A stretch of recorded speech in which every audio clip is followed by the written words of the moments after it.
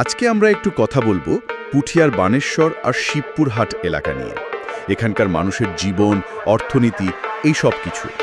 আমাদের আলোচনার ভিত্তি হল পুঠিয়া জনজীবন ও অর্থনীতির চিত্র নামের একটা লেখা। তো এই এলাকাটা একদিকে যেমন উত্তরবঙ্গের একটা বিশাল বড় কৃষি বাজার, মানে একটা অর্থনৈতিক হাব বলা যায়, আবার অন্যদিকে এখানকার জীবনে বেশ কিছু জটিল সমস্যাও কিন্তু জড়িয়ে আছে। আজকে আমরা চেষ্টা করব ওই লেখাটার মূল তথ্যগুলো একটু তলিয়ে দেখতে, মানে কিভাবে এখানকার অর্থনীতি, রোজকার জীবনযাত্রা আর সামাজিক পরিস্থিতি সবকিছু একে অপরের সাথে যুক্ত। চলুন তাহলে শুরু করা যাক। প্রথমেই যে বিষয়টা আসে সেটা হলো বানেশ্বর হাটের বিশালত্ব। লেখাটাতে যেমন বলা হয়েছে, প্রায় 11.5 একর জায়গা জুড়ে ভাবা যায় উত্তরবঙ্গের সবচেয়ে বড় কৃষি পণ্যের পাইকারি বাজার। কিন্তু আমার কাছে সবচেয়ে অবাক করা বিষয় মনে হয়েছে, এটা বসেছে একদম ঢাকা-রাজশাহী হাইওয়ের ওপর। পেঁয়াজ, রসুন, কলা, নানা রকম সবজি, সবকিছুর প্রধান কেন্দ্র এটাই। এর অর্থনৈতিক গুরুত্ব যে কতটা তা তো বোঝাই যাচ্ছে। হ্যাঁ, গুরুত্ব তো অসম্ভব। আর এর মূলে আছে কিন্তু কৃষি। এখানকার প্রায় ধরুন ৬৭% মানুষই কৃষির ওপর নির্ভরশীল। ধান বলুন, পাট, পেঁয়াজ, রসুন, নানা রকম ফল, এগুলো এখানকার অর্থনীতির একেবারে মূল ভিত্তি। কিন্তু এখানে বিরোধাভাসটা কোথায় জানেন? মানে এত বড়, এত গুরুত্বপূর্ণ একটা অর্থনৈতিক কর্মকাণ্ড চলছে দেশের অন্যতম ব্যস্ত একটা হাইওয়ের উপর। এটা শুধু যে ঝুঁকিপূর্ণ তাই না, এটা কেমন যেন একটা অদ্ভুত পরিস্থিতি তৈরি করেছে। ঠিক, আর এই ঝুঁকির ফল তো আমরা দেখতেই পাচ্ছি।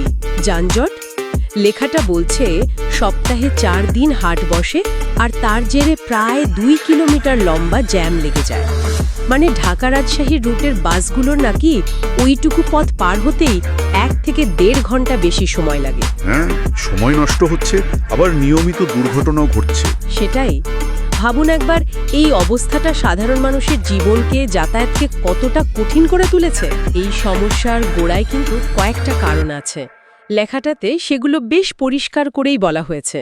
যেমন ধরুন, হাটের জন্য যে মূল জায়গাটা, তার একটা বড় অংশ নাকি প্রভাবশালী লোকেরা দখল করে গুদাম ঘর বানিয়ে ফেলেছেন। আচ্ছা। ফলে যারা ছোটখাটো বিক্রেতা, তাদের আর রাস্তায় বসা ছাড়া কোনো উপায় থাকছে না।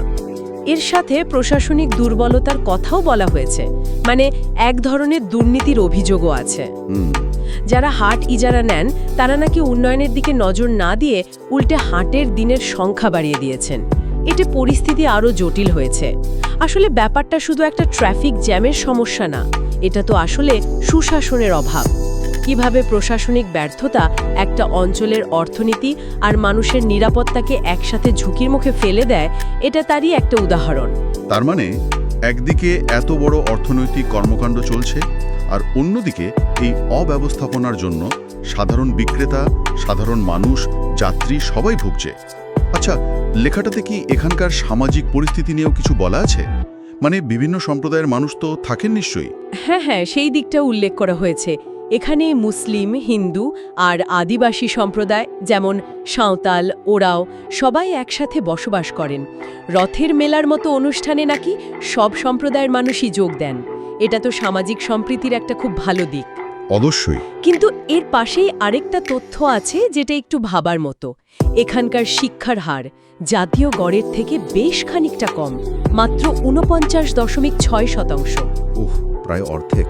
হ্যাঁ, এখন উৎসটা সরাসরি না বললেও আমরা তো ভাবতেই পারি, এই কম শিক্ষার হার কি মানুষকে এই যে বাজারের অব্যবস্থাপনা বা ধরুন দখলদারিত্ব, এগুলোর বিরুদ্ধে ঠিকমতো আওয়াজ তুলতে বা একসাথে হতে বাধা দেয় কিনা? ঠিক। শিক্ষার অভাব তো অনেক কিছুর উপরই দীর্ঘমেয়াদী প্রভাব ফেলে। আচ্ছা, বাজারের এই তাৎক্ষণিক সমস্যাগুলো তো বুঝলাম, পরিবেশগত কোনো চ্যালেঞ্জের কথা কি এসেছে লেখাটিতে? মানে কৃষি নির্ভর এলাকায় তো জলবায়ু, পানি এগুলো খুব জরুরি বিষয়। অবশ্যই এসেছে। দেখুন, রাজশাহী অঞ্চলটা তো একটু মরুভাবাপন্ন, মানে গরমে খুব গরম, আবার শীতে বেশ ঠান্ডা। সেচের জন্য বার্নাইয়ার হোজা নদী, এগুলোর ওপর নির্ভরতা অনেক, কিন্তু শুকনো মৌসুমে এই নদীগুলোতেও পানির টান পড়ে। পানির সমস্যা। হ্যাঁ, তো একদিকে দেখুন মহাসড়কের ওপর হাট বসার এই বিপদ, যানজট, দুর্ঘটনা, এই তাৎক্ষণিক সমস্যাগুলো, আর অন্যদিকে দীর্ঘমেয়াদে জলবায়ু পরিবর্তন, পানির সংকট, এই চাপটাও কিন্তু আছে। দুটোই এখানকার কৃষি নির্ভর অর্থনীতির জন্য বড় চ্যালেঞ্জ।